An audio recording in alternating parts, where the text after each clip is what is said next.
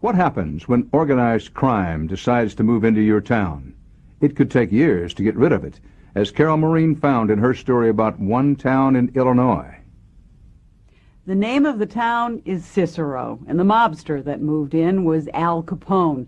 That was in the 1920s, when Capone and his gangsters were looking for a safe and protected place and moved their headquarters from Chicago to Cicero, when Cicero first got married to the mob.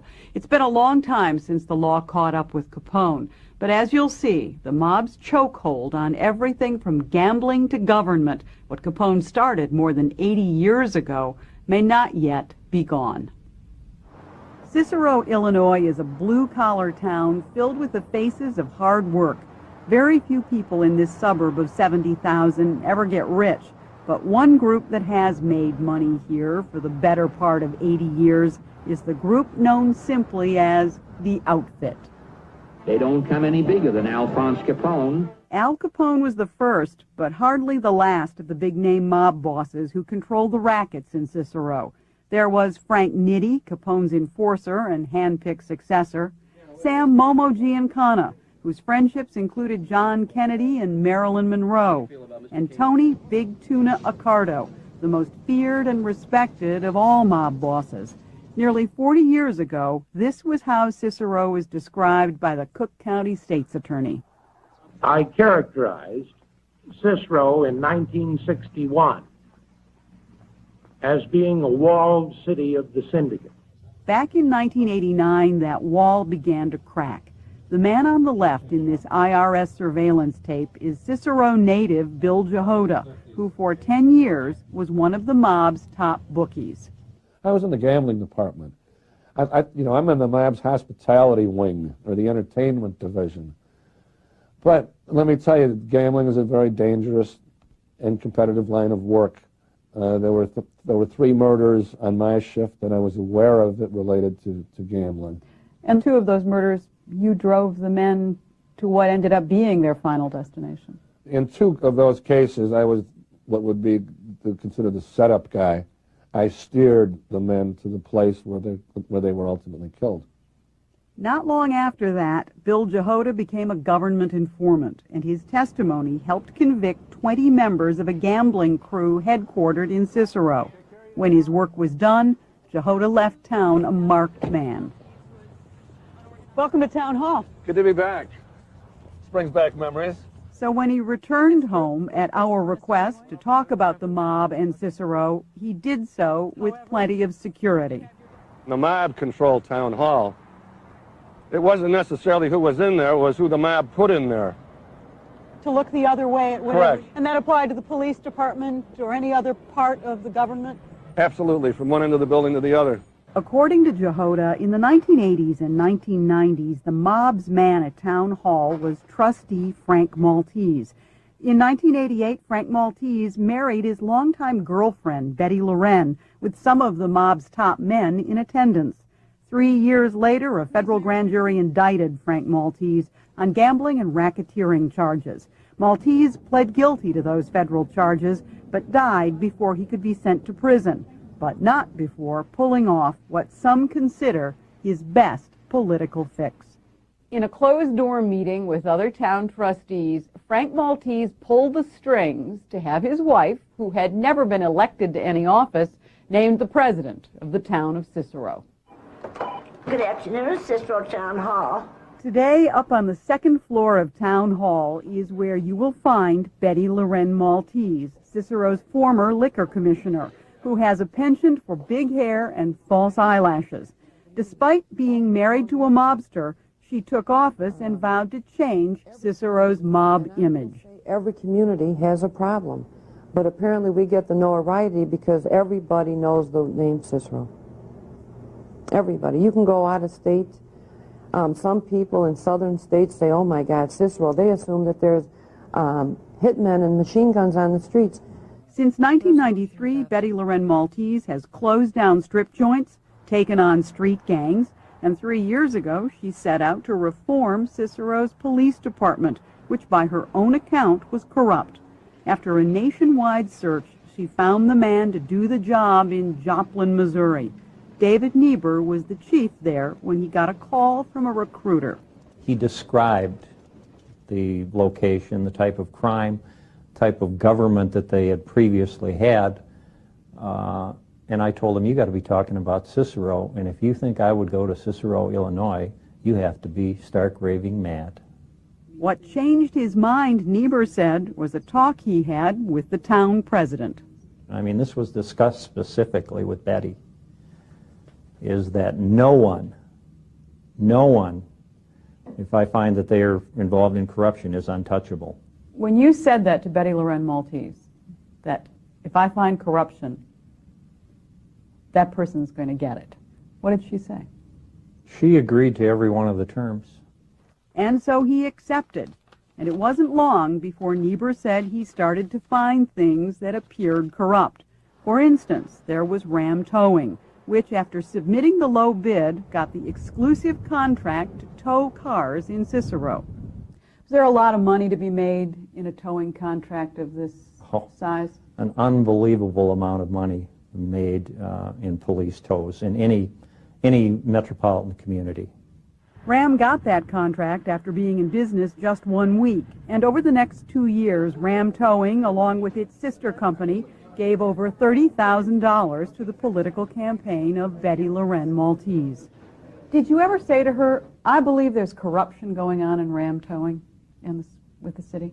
Yeah, I told her that, and I told her about some other activities that I believe corruption existed.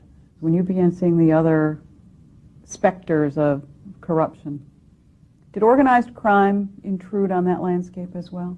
I received a lot of information from people about where organized crime was involved in the town of Cicero and in government. And he said he learned firsthand that the mob might be in his own police station. The day that I really believed that organized crime fingers were in town government for sure was 2 days after we seized some illegal poker machines, sting operation, which I had ordered. Poker machines have been notorious as organized crime vehicles for making money. Yes. The machines were put in a secured property room at the police station. But 2 days later, Niebuhr said, someone used a key to enter the room and empty the money out of the machines. That is scary. Scary because? It appeared to me that organized crime was reaching out and touching someone, and in this case, me and the Cicero Police Department. So Niebuhr said he went to Betty Loren-Matese and told her about yet another area of corruption. I asked Betty then to make poker machines illegal in the town of Cicero, as many towns have done. What did she say? And she refused to do it. Niebuhr said he couldn't give us any more specifics than that because he was ordered not to share too much information with us. And who told him that? The FBI did. The FBI had already bugged Town Hall in their ongoing corruption probe in which Betty Loren-Matese was one of the targets. Niebuhr said the FBI told him they needed his help in their still current investigation. Ram Towing said, through its attorney, that it has done nothing wrong, and that's what this man said as well. Merrick Rail was Cicero's special legal counsel. When Niebuhr made his allegations of corruption, Merrick Rail investigated at Betty Loren-Matese's request and said he found no wrongdoing. I didn't hear about any, and I certainly didn't see it, and it's not my sense, having worked with those folks, that they were corrupt in any fashion. In any organized crime, mob-related Certainly faction? in any organized crime or mob connection. I mean, I saw none of that, heard none of it, smelled none of it. Merrick Rail served as Cicero's special legal counsel for a year and a half. Besides investigating Niebuhr's claims, his other principal job was to catch fire and police officers who violated the town's residency requirements. His bill for a year and a half was $1.5 million. That's a lot of legal cost, isn't it? Well, it's a lot of legal work that triggers a cost. You made a contribution to Betty Loren-Matese's political Absolutely, fund. I did. I think the total came out to something like $23,000. Actually, it came out to more like $34,000 for a year and a Could half. be. And it was about $2,000 a month. Should we believe there's a correlation between the money you're getting for your legal services to the money that is going into a political fund? I wouldn't draw that inference if I were you, but you could believe what you want. Merrick Rail said Betty Loren-Matese fired him because his bills were too high. His replacement, a personal friend of the president, charged even more. Did it hurt? Sure it did. Did I like the work? Sure I did. Do I like her? Absolutely. It wasn't pleasant. It wasn't pleasant and it hurt, so why do you still like her? I think she has done a tremendous job as president of the town of Cicero. And I think lesser people would have walked away from that job because of the constant turmoil, the constant bad press. Would it be too harsh to suggest that you might have 1.5 million reasons to still like her? It would be harsh to suggest that, yes. Just 4.5 months after Betty Loren-Matese hired David Niebuhr to reform the Cicero Police Department, she fired him. Niebuhr is now suing. He was dismissed, he said, after turning over documents to the FBI, which he says show a pattern of fraud.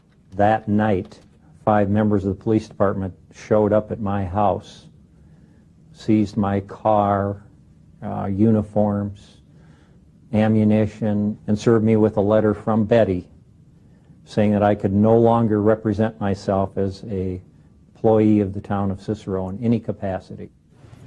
Madam President, would you stop and speak with us for a moment? No, Carol, I won't. But could we speak about how some town money is being spent in Cicero? This is not the place, Carol. Betty Loren-Matese never did talk to us. In a written statement, the town's attorney said, quote, the exclusively negative nature of the topic submitted for discussion could only serve to harm the improving image of the town of Cicero. But she did talk to WBBM TV in Chicago back in April of 1998. Does the town have a problem? Are there investigations going on? Yes. Will there always be? I think yes, because we're Cicero. People in Cicero say enough already of Al Capone. You know, it's not the way it's been characterized. Well, the man's been dead for 50 years, but the legend lives on. And the name of Frank Maltese lives on as well. Betty Loren-Matese dedicated the town's public safety building in honor of her husband, the late mob felon. Refers to him as this man of opportunity, this man of peace. Frank was an opportunist. I definitely give him credit for that. He was a schemer. Jehoda's testimony, which helped convict Frank Maltese, was a blow to the outfit, but it was hardly fatal. The man who now runs the day-to-day operation of the Chicago mob, according to authorities, is this man, Johnny Apes Monteleone, a former Cicero resident. I learned the hard way that Al Capone really never left Cicero. I believe that the organization still exists in Cicero. Cicero is still mobbed up? Oh, yes. Without question. Yes.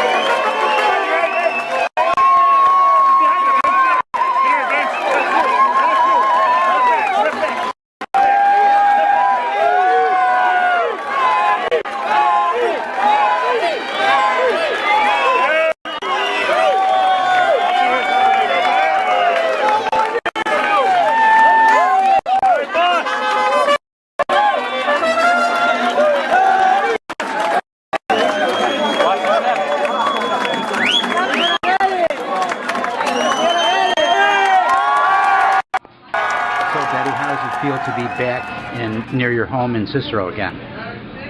Well, I mean, every day is really a challenge, but I'm just happy that I'm not locked in, but it really is a challenge. Starting over when you're older is very difficult. Were you confined in one facility that whole time? When I was first sent, I was sent to a prison, an FCI for women that was high security with barbed wire and electric fences and locked in. It was very unusual because most of the co-defendants were sent to camps. But I was sent the farthest distance from my house and sent to a high security prison. And then after a year and a half, I was transferred to a camp, which really was a little step up, but not much different. Well, welcome back to Cicero and Chicago area. It's what happened to me. I want to see the juicy part. Should Ed Verdoliak be worried? I think everyone will be interested, let's put it that way. Mayor Daley be worried? They'll be interested. Betty names names. She won't allow us to read the biggest bombshells regarding the links between the mob and Illinois lawmakers and judges, but did share these tidbits. Illinois Speaker of the House Mike Madigan once said he would help her get a casino in Cicero if she supported his Democratic candidate for state legislature. Former Illinois Treasurer Judy Bartopinko once told her people in Cicero were too dumb to work for her. And Mayor Daley advised Betty to dump Ed Verdoliak, her political guru, and Daley's Good to see you, Betty Loren-Matese. Well, it's good to see you again. Madam Mayor. Right, it's been a while. It's been a while. It's great to see you. Everything. We're going to talk about you just part of the time because you're not a guest. No. You're my co-host. So, wow. Yeah. I'm honored. You're my I'm with the governor. Yeah, right. Tell me about the situation, if you will, with your daughter, Ashley. Well, it's very strained because of the relationship. I do not have a relationship with my mother and sister anymore because at the advice of a former alderman in the city, they filed for full custody against me back in November of '07, so I have not spoken to them probably since the end of '07. I speak to Ashley on a regular basis. Mm-hmm. She wants to be with me, but it's going to be a court battle. Even emancipation does not mean anything. Alabama's kind of different. The judge has ruled that my sister has full custody till Ashley's 18. So it's going to be a battle, but of course I have to make more monies. I have to show that I'm stable and that I can afford to raise Ashley like she should be raised. So I'm thinking it's going to take me at least a year. All right. Well, you're doing some things, too. Yeah. I mean, not, of course, there's been a lot about your hostessing at a upscale pizza You know, that's restaurant. such a career. But you're also, I understand, doing some other things, doing some research. Well, I do a little computer work for someone researching, in fact, foreclosures. Right. That's part-time from the house, but since I've been at that restaurant, I would say their business has tripled. I believe that. And there has been offers made to join ventures of other businesses, restaurants, and to go other places. So it has been good for me in a lot of ways, and it's been, of course, good for the owners. Well, I don't understand the situation because you were taking very good care of your mom, and she was living in your apartment, your building rather, in Cicero. Well, I had moved them to Vegas. To Vegas, that's right. There were threats on Ashley's life when she was 4. And there was an 8-minute tape that the phone company traced back to, of all places, a land phone at the Chicago 911 Center. State's attorney would not help. The feds would not help, despite listening to the tape of what they were going to do. So at that time, I had to make a decision. It was either Ashley or politics. So the head of my security had retired, and he and his wife moved to Vegas. And Billy had said, move your mom and Ashley out there because I can take care of them, because I decided then that I was going to have to step down. Because Ashley was more important. And since I could not get any help from any authorities, so I had moved them there, but then Bill and his wife moved back to Illinois because they missed the grandkids. So it kind of left them stranded. But I had always thought I would raise Ashley there. And then when I got to the halfway house in Vegas in August, they were going to take me there, the halfway house people, to get some clothes because I only left with my prison grays. And the Thursday before that Friday, 2 agents came and says, we decided we're taking this house too, so that left me homeless. So it's been an experience, and I just like to say for 7 years I was in a coma, and hopefully I can forget a lot of those things, but sometimes, you know, things get etched and it can never be removed. Yeah, well, you're a strong person, though. That's well, sure. Lithuanians are either strong or crazy or both or whatever. There were so many things that you have done. A gentleman who wrote a book about Cicero, and he said the more he found out about the mayor, meaning you, the more he knew he didn't know you. Right. That you were totally different than everything he'd ever read, or you know, people he talked to, they loved you, and this was after the situation, and they said, oh yeah, if she came back, you know, we'd vote for her. Right. You know, yeah, particularly seniors, and because you did a lot of good. Well, I had a lot of good employees, department heads, people that cared about the town. Yeah. That's a big importance, but I really have not been portrayed. Most people that meet me that do not know me from the town will say, gee, that's not what, you know, this said or whatever, but unfortunately I think that had a lot to do with my conviction, because people just assumed that I was horrible.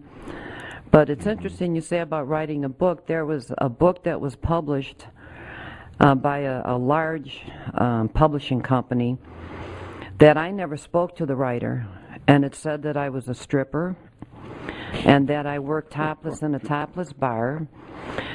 And I'm reading the book, I'm thinking, surely, and it's a hardcover book. And it was at the Las Vegas Library, and there was a couple of men who were at the halfway house that read it, and one of them came up to me and says, well, were you really a stripper? And I didn't know what he was talking about. So, I mean, irresponsible reporting can really damage a person. Yeah, people believe it, unfortunately. Right. If it's in the print, they believe it. Yeah, that's right. Let's take a call with my co-host, the Honorable Betty Loren-Matese. Yusuf, you're on with Cliff and Betty. Yes, Hi. Yusuf and Madam Mayor. You know, it's really something. I'm going to just ask a couple questions and get off the air. I would ask the mayor, does she think she was railroaded in this whole? It seemed like that this was a total. I mean, it seemed like you didn't have a chance to win, and in this whole debacle of a trial. And also, I would like to ask, would you ever in the future think about running for an office again? No one testified against me. No one said I knew what was going on. The government has admitted I didn't benefit. In their closing argument, they said, well, no one testified that she knew, but she should have known, and if she didn't know, she ought to have known because of her position. So that had 7 years in prison, but anything that would help me through my trial, and of course my attorney did not put on any defense for reasons that'll be expounded on at a later time. I don't believe I got a fair trial, and that's all I had ever asked for. Well, you know, even after I was indicted, not because I want to sound like I'm bragging, but even after my indictment, I won an election with 85% of the vote. Yeah. Against a county commissioner that Mayor Daley had Streets and Sands come in ringing doorbells and stuff. I remember that. The gangs, everything, and I still won 85% of the vote. But, I mean, the people in town know the difference that my administration has made, because it was not me myself. It was, I had terrific workers and had honest, hard-working people. Unfortunately, according to state law, I cannot run for office in Cicero again, which I know I'm going to talk to Cliff, because I think ACLU should represent me in a lawsuit, because if Marion Barry can run again, then why can't people in the state of Illinois?